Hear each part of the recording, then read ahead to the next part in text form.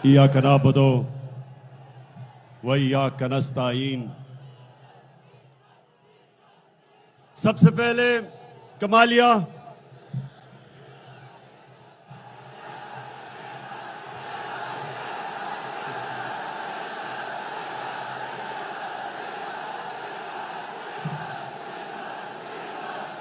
कमालिया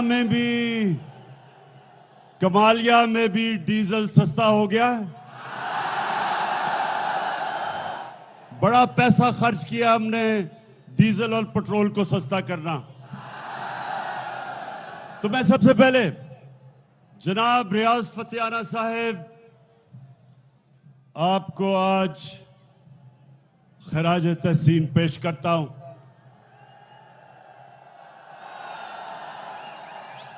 माशाअल्लाह, मैं नहीं समझता था कि कमालिया में इस तरह का पंडाल आप भरेंगे जिसमें नौजवानों के अलावा हमारी बहनें, हमारी ख्वातीन भी आएंगी। आपको मैं मुबारक देता हूं।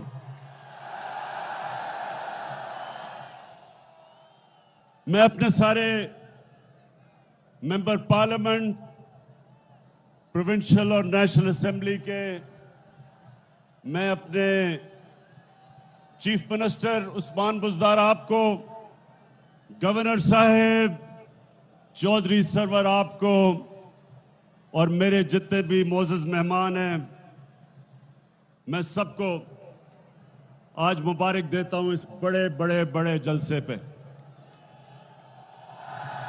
अच्छा, मैं आज अपनी आपसे जो बातचीत है वो शुरू करता हूं शुक्रिया अदा करने के लिए। किसका शुक्रिया अदा करने के लिए? सबसे पहले आसिफ जरदारी, आपका शुक्रिया।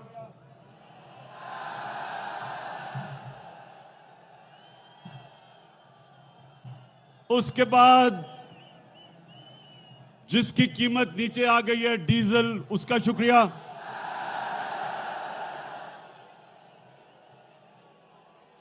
लेकिन सबसे ज्यादा मैं शुक्रिया अदा करना चाहता हूं जो पाकिस्तान का जूते पॉलिश करने वाला एक्सपर्ट, जूता देखता तो पॉलिश शुरू कर देता है, वो है मकसूद चपरासी वाला शहबाज शरीफ। मैं इन तीन का आज इसलिए शुक्रिया अदा करता हूं कि इन्होंने, इनकी शक्लें देख के लोगों को इतना खौफ आया कि ये फिर से वापस ना आ जाएं कि अल्लाह ने सारों के दिल मेरी तरफ मोड़ दिए। मैं आपका बहुत बहुत शुक्रिया अदा करता हूं।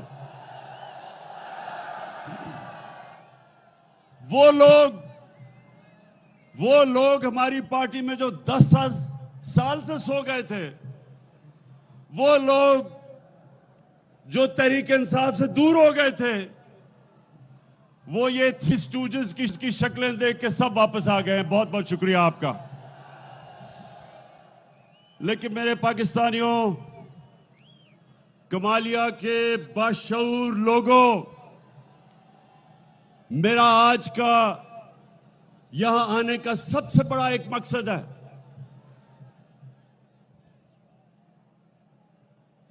मैंने, नौजवानों, आप जरा मेरी बात गौर से आपने सुननी है कि मेरी जितनी उम्र है सारी दुनिया फिरा हूं मैं। कोई दुनिया का शायद मुल्क है जो मैं नहीं देखा। बरतानिया का जो सारा निजाम, उनकी जमहूरियत, उनका सारा एडमिनिस्ट्रेटिव सिस्टम, उस कौम का किरदार मैंने बड़े गौर से अंदर से देखा है। शायद ही पाकिस्तान में, बल्कि कोई पाकिस्तान में सियासतदान है ही नहीं ऐसा जो इतना जिसका गौर से और अंदरूनी मुताला बरतानिया के सिस्टम का जो मेरा है, तो मैं जो आपको नौजवानों, क्योंकि नौजवान आप इस मुल्क का मुस्तकबिल है, तो जो मैं आपको पैगाम देना चाहता हूं वो ये कि जब तक एक कौम अच्छे की और बुरे की तमीज नहीं करती, वो कौम मर जाती है। मौलाना रूमी से किसी ने पूछा कि मौलाना साहब एक कौम कैसे मरती है, तो मौलाना रूमी ने कहा कि दो दरख्तों की मिसाल दी, एक बहुत खूबसूरत दरख्त खुशबूदार और एक बड़ा बदसूरत दरख्त। कहता इन दोनों दरख्तों के अंदर जब एक कौम फर्क करना खत्म हो जाता है, यानी कि अच्छे और बुरे की कौम तमीज खत्म करती है, मर जाती है।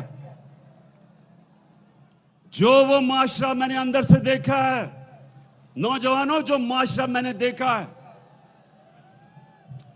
अल्लाह का हुक्म है कुरान में, बार बार अल्लाह ने हुक्म दिया कुरान में, अमर बिल मारूफ। उसका हुक्म यह है कौम को, हुकूमत को नहीं। हुकूमत को उसने कहा कि कानून की बालादस्ती कायम करो, इंसाफ दो, फलाई रियासत बनाओ, इंसानियत का निजाम लेके आओ, जो आपका कमजोर तबका उसकी मदद करो।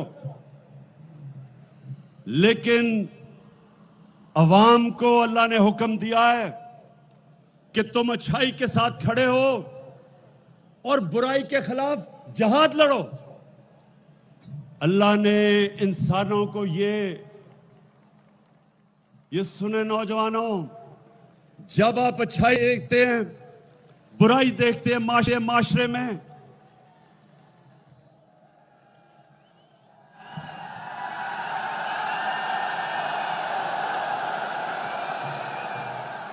जब आप माशरे में अच्छाई और बुराई देखते हैं, तो अल्लाह ने आपके हाथ में यह फैसला नहीं छोड़ा कि मैं ना अच्छाई की तरफ ना बुराई की तरफ, मैं न्यूट्रल हूं।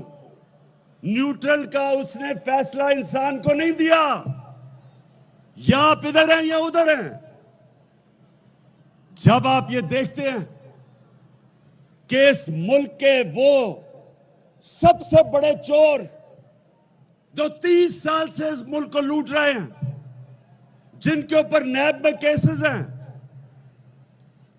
जिनमें से एक का नाम ले तो लोग डीजल डीजल क्यों शोर मचाते हैं।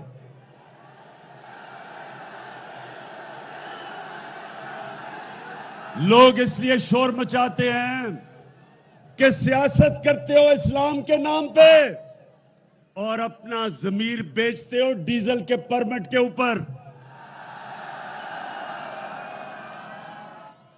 दूसरी तरफ इस मुल्क की बड़ी बीमारी जरदारी, अरबों रुपए के इसके ऊपर नैब में केसेस हैं। और कौन से केसेस हैं? फेक अकाउंट्स के, जाली अकाउंट्स, इन्होंने चोरी का पैसा जाली अकाउंट्स में डाल के बाहर भेजा। अरबों रुपए के केसेस पड़े हुए नैब में। और तीसरा, चेरी ब्लॉसम्स। आपको पता है चेरी ब्लॉसम ज्यादा जूता ज्यादा चमकता है उससे, तो चेरी ब्लॉसम शरीफ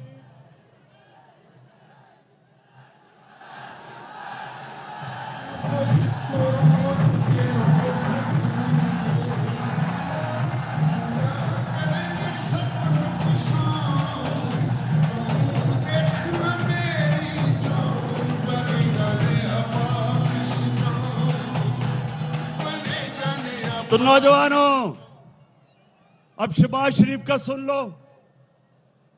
एक दिन पता चलता है कि इसका चपड़ासी जिसका नाम मकसूद था, उसके बैंक में सिर्फ 375 करोड़ रुपया आ जाता है और सारे नौकरों के बैंकों में 1600 करोड़ रुपया आ जाता है। अब इसका केस लगा हुआ है, इसके केस का फैसला होना है। अभी तक बचता रहा है। कभी कमर में दर्द हो जाती है, कभी वकील नहीं आता, कभी जज को टाइम ले लेता है। इसको भी पता है कि इसका टाइम आने वाला है। इसको पता है कि अगर ये इमरान खान और थोड़ी देर चल गया तो शहबाज शरीफ ने जेल में जाना है। और फिर एक चौथा फनकार है। चौथा फनकार वो है, वो कौन है वो चौथा फनकार?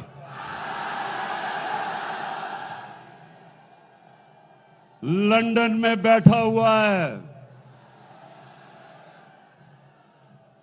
उसका, अब जरा उसका सुनो, उसका केस क्या है। पहले तो अदालत से वो मुजरिम करार दे दिया गया। उसकी बेटी के नाम पे पैनमा पेपर के इंकशाफ में पता चला कि 4 बड़े बड़े अरबों रुपए के लंदन के सबसे महंगे इलाके में 4 बड़े बड़े महलात उसकी बेटी के नाम पे निकलाया। हमने तो नहीं निकाले, पैनमा पेपर के अंदर आ गया। अब उसका भी केस चल रहा है। तो ये सारे नैबज़दा इकट्ठे हुए, इन सारों ने मिलकर कहा कि देखो, पहले तो हमने सोचा था कि इमरान खान अभी गया, जब हमारा मुल्क आए तो दिवालिया निकला हुआ था। सारों ने कहा कि तुम मुल्क को निकाल ही नहीं सकता। वो मुल्क निकल गया। फिर कोरोना आ गया। जब कोरोना आया,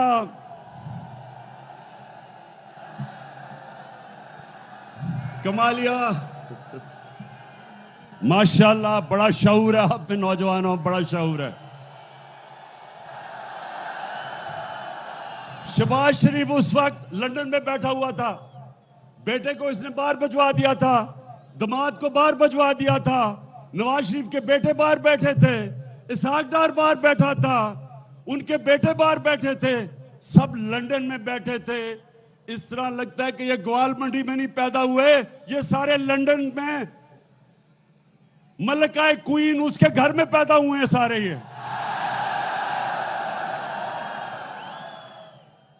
इसहाक डार माशाल्लाह बड़े मेहनत कश थे। उनके वालिद साइकिलों की दुकान थी। आज अगर आप उसका रहन सहन देखें और उसके बच्चों का, तो आपको पता चलेगा कि कितना पैसा इस मुल्क का ये लूट के बाहर लेके गए हैं। तो ये सारे इन्होंने मिलकर फैसला किया कि एक ही तरीका है, इमरान खान की हुकूमत गिराओ, इक्तदार में आओ, और सबसे पहला काम ये क्या करेंगे? क्या बैठे हैं, क्या काम करेंगे? नैब को खत्म करेंगे, अपने करप्शन केस खत्म करेंगे। पहले उन्होंने पूरी कोशिश की कि इमरान खान इनको एनआरओ दे देगा। मुशर्रफ ने इनको एनआरओ दे दिया। जितनी इन्होंने पहले जितनी करप्शन की थी वो सब माफ हो गई। इन्होंने फिर से आए 10 साल, दोनों हाथों से मुल्क को लूटा। केस इनके तब बने और जोर इमरान खान पे लगा रहे हैं कि अगर आपने हमें करप्शन केस माफ ना किए तो हम आपकी हुकूमत ही चलने देंगे। मैं बार बार ये 3 चूहों को पैगाम दे रहा हूं कि हुकूमत जानी तो मामूली चीज है। 3 स्टूजेस, चूहे तो बड़ी चुओ,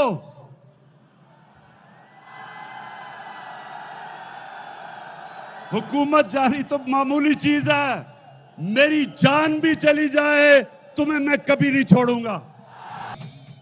तो इनकी कोशिश क्या है? इनकी कोशिश है कि ये हुकूमत गिराए, इक्तदार में आए, नैब को खत्म करें, करप्शन केसेस खत्म हों, और जब ही करप्शन केसेस खत्म होंगे वो भगौड़ा जो लंदन बैठा है वो जल्दी जल्दी पाकिस्तान वापस आएगा। और वो वापस आके क्या करेगा?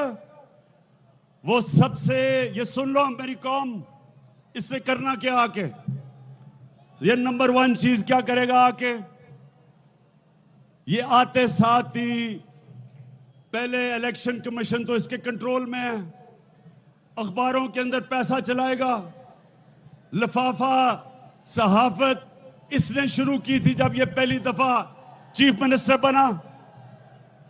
इसने मीडिया को पैसा चलाना है, इलेक्शन कमीशन पहले इसके साथ है, इसने उसके बाद सुन लो ये उसके बाद ये पाकिस्तान की अदलिया के ऊपर हमला करेगा, क्योंकि जो करप्ट आदमी होता है वो कभी आजाद अदलिया को चलने नहीं देगा। ये वाहिद, ये पहली दफा हुआ होगा कि डंडों से इन्होंने सुप्रीम कोर्ट के ऊपर हमला किया और सज्जाद अली शाह को भगाया और फिर ब्रीफ केस दिए जजेस को। इसकी पुरानी आदत, ये सुने जरा, मैं नौजवानों आपको बताऊं, क्योंकि मैं तो नवाज शरीफ को तब जानता था जब बेचारा पूरी कोशिश कर रहा था क्रिकेट खेलने की, और जब क्रिकेट भी खेलता था मैं, और ये सब पता चलवा लें आप, ये जमखाना में क्रिकेट खेलता था, क्रिकेट भी खेलता था अपने अंपायर खड़े करके। एक अंपायर चीफ सेक्रेटरी होता था, दूसरा अंपायर लाहौर का कमिश्नर होता था, और उधर भी रोंदी मारता था, आउट हो जाता था अंपायर नॉट आउट दे देते थे। ये कभी कोई मैच अंपायर को मिला के नहीं खेला आज तक। उसके बाद इसने सहाफत पे पैसा चलाया, इसने जजेस खरीदे, इसने लाहौर के एलडीए के प्लॉट्स दे के जजेस को खरीदा, इसने छांगा मांगा की सियासत शुरू की, मेंबर ऑफ पार्लियामेंट की कीमत लगाई, उनको छांगा मांगा के रेस्ट हाउस में बंद किया। इसलिए बंद किया कि दूसरी तरफ भी बोली लग रही थी। यानी भेड़ बकरियों की तरह पहली दफा पाकिस्तान के सियासतदानों ने अपने आप को बेचना शुरू किया। ये नवाज शरीफ ने शुरू किया। तो ये अब आएगा, ये अदलिया के ऊपर हमला करेगा। अभी से ये अदलिया को तकसीम कर रहा है, अभी से सुप्रीम कोर्ट के अंदर जजेस को अपने साथ मिला रहा है। ये कभी आजाद अदलिया को चलने नहीं देगा, क्योंकि इसने अपने केसेस खत्म करने हैं। और फिर ये सुन लो, जो अगला हमला करेगा, ये इसका अगला हमला होगा पाकिस्तान की फौज के ऊपर। अभी तक जितने भी आर्मी चीफ आए हैं सबके साथ इसके इख्तलाफात हुए। खुद पहले आर्मी चीफ बनाता है, उससे इख्तलाफ क्यों होता है? अब मुझे बताओ नौजवानों, क्यों इसका आर्मी चीफ के साथ इख्तलाफ होते हैं?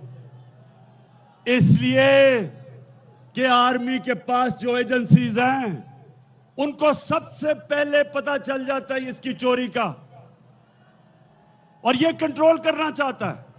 बाकी इदारे कंट्रोल कर चुका होता है, फौज से इसको डर होता है, फिर इसकी पूरी कोशिश होती है फौज को कंट्रोल करने की। फिर इसका इख्तलाफ होते हैं आर्मी के चीफ के साथ, और फिर ये छुप छुप के पिछले दौर में नरेंद्र मोदी से मिल रहा था।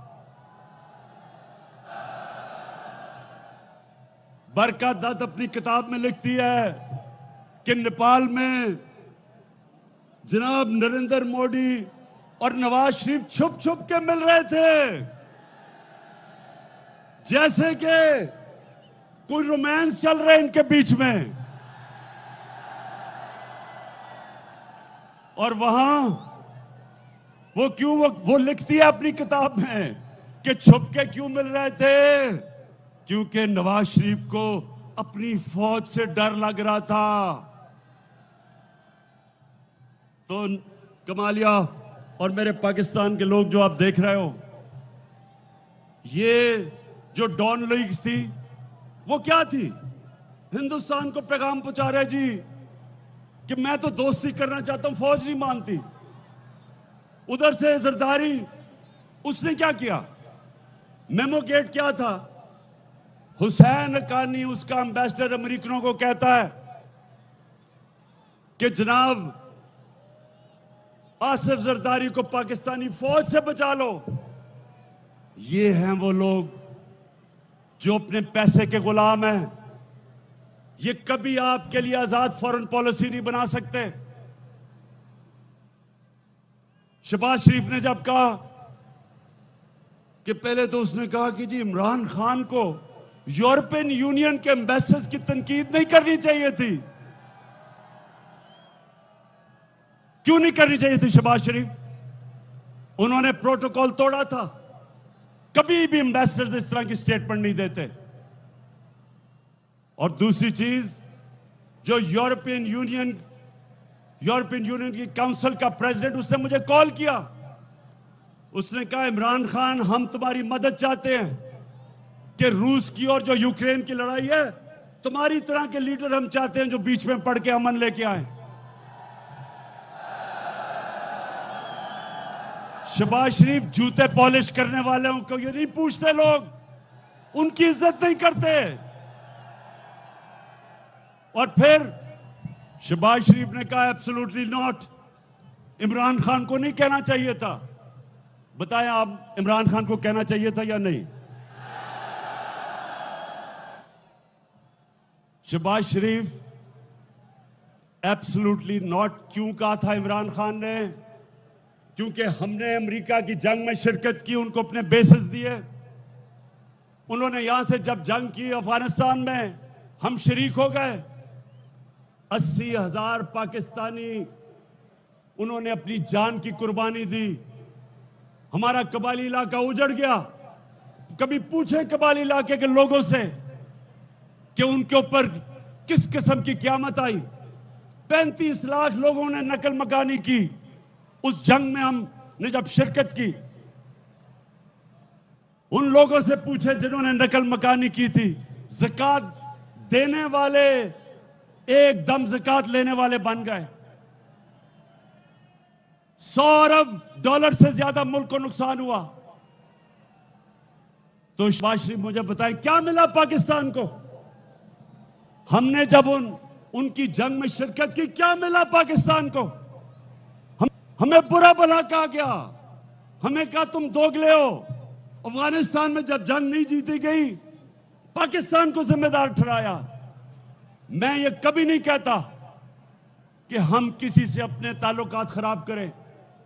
मैं कभी नहीं कहता कि हम अमेरिका या यूरोपियन यूनियन से अपने ताल्लुकात खराब करें, बल्कि अच्छे करने चाहिए। लेकिन शहबाज शरीफ, मैं ये कहता हूं कि ताल्लुकात अच्छे करने में और उनके जूते पॉलिश करने में बड़ा फर्क है। आप और आपका बड़ा भाई और आसिफ जरदारी ये हमेशा बाहर की कुव्वतों की गुलामी इसलिए करेंगे कि इनका अरबों रुपया चोरी का मुल्क से बाहर पड़ा है। जिन लोगों का चोरी का पैसा ऑफशोर अकाउंट्स में पड़ा है, बड़े बड़े बाहर की जायदादों में, लंदन में, बाहर के मुल्कों में पड़ा है, वो कभी इस मुल्क की फॉरेन पॉलिसी को एक आजाद फॉरेन पॉलिसी नहीं बनने देंगे। अपनी चोरी किए हुए पैसे की गुलामी करेंगे। इसलिए मेरे पाकिस्तानियों, ये याद रखो, कभी उस पार्टी को वोट ना दो जिस पार्टी के सरबराह का पैसा मुल्क से बाहर पड़ा है, वो कभी इस मुल्क की फॉरेन पॉलिसी को आजाद नहीं होने देगा।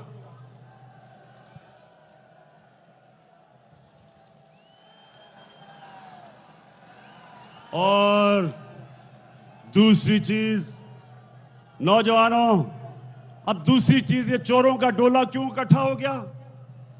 इनको खौफ आ गया कि कोरोना से भी पाकिस्तान सुरखरू होकर निकला, मैशत भी सही रास्ते पर निकल गई। हमारे किसानों के पास कभी भी इतना पैसा नहीं आया जो आज हमारे किसानों के पास आया है। कभी फसलों में इतना पैसा नहीं था, कभी पैदावार इतनी नहीं थी जो हमारे जमाने में। सारे बर्रे सगीर में अभी रिपोर्ट निकली है कि सारे बर्रे सगीर में सबसे कम बेरोजगारी पाकिस्तान में है। हम सबसे आगे हैं रोजगार में। और जब महंगाई है, आलमी महंगाई, तो पाकिस्तान अभी भी वो मुल्क है जिधर दुनिया के मुकाबले में हमारी महंगाई कम है। और वो मुल्क है जो अल्लाह का शुक्र है कि वो सही रास्ते पे, record exports, record textile production, record फसलें, रिकॉर्ड टैक्स कलेक्शन, ताकि हम अवाम के ऊपर और पैसा खर्च कर सके। अल्लाह का करम है कि मुल्क सीधे रास्ते पे है। इसलिए इन सारों को था कि जल्दी जल्दी साजिश करके मुल्क को, हुकूमत को गिराया जाए। मैं कल 27 तारीख को मैं सारे अपने पाकिस्तानियों को आज पैगाम देता हूं कि आपने सबने इस्लामाबाद पहुंचना है।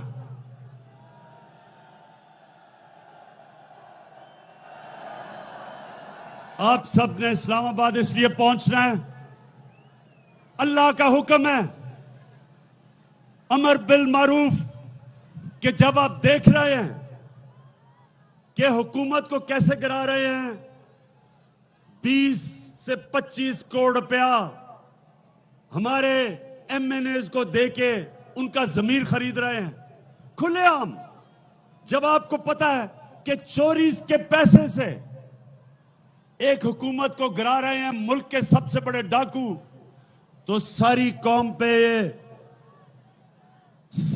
कौम पे अल्लाह फर्ज कर देता है कि आप बुराई के खिलाफ खड़े हो, बदी के खिलाफ जहाद लड़े और अच्छाई के साथ खड़े हो, और उन लोगों के साथ खड़े हो जो आप समझते हैं कि इस मुल्क के अंदर इस चोरी और डकैती और डाकुओं और मुजरमों के खिलाफ जो जंग लड़ रहे हैं, सारी कौम पे फर्ज है कि वो हमारे साथ खड़े और इस्लामाबाद सब निकलें। और 27 तारीख को मैं अपनी सारी कौम को देखना चाहता हूं,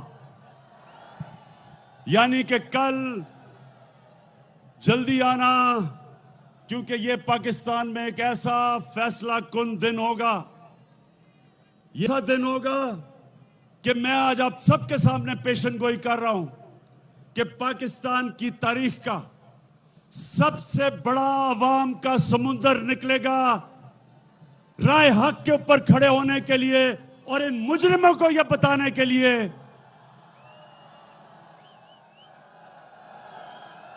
इन मुजरिमों को यह पैगाम देने के लिए कि तुम्हारी तरह के चोरों के इस मुल्क की लूटमार करने के दिन खत्म हो गए हैं।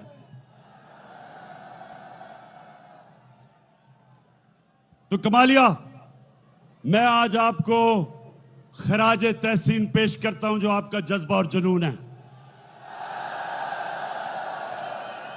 और आप सबने कोशिश करनी है, आप सबने कोशिश करनी है, तारीख बनेगी इस्लामाबाद में इंशाअल्लाह। कल कोशिश करना जल्दी आए, क्योंकि बहुत ज्यादा अवाम का समुंदर उस तरफ रास्ता करके पहुंच रहा होगा इस्लामाबाद में। और ये दिन होगा जब ये कौम जिंदा होगी। अल्लाह ने जो अमर बिल मारूफ हमें कहा हुआ है उसके ऊपर अमल करना हमारी बेहतरी के लिए। जब कौम इस पे खड़ी होती है, कौम जिंदा हो जाती है। और जब कौम इन चोरों के खिलाफ अपनी आवाज बुलंद करती है तो उस कौम में चोरी और बदी खत्म होती है, वो कौम ऊपर आती है। और वही कौम जब मदीना की रियासत में नबी सल्लल्लाहु अलैहि वसल्लम ने उन अरबों को जिनकी हैसियत कोई नहीं थी, उनको जब अमर बिन मारूफ के ऊपर खड़ा किया तो उन्होंने सदियों तक दुनिया की इमामत की। तो कमालिया और जो भी पाकिस्तान में आज देख रहे हैं, मैं आज कल आपको परेड ग्राउंड इस्लामाबाद में देखना चाहता हूं अमर बिन मारूफ के ऊपर खड़े होने के लिए। पाकिस्तान पाइंदाबाद।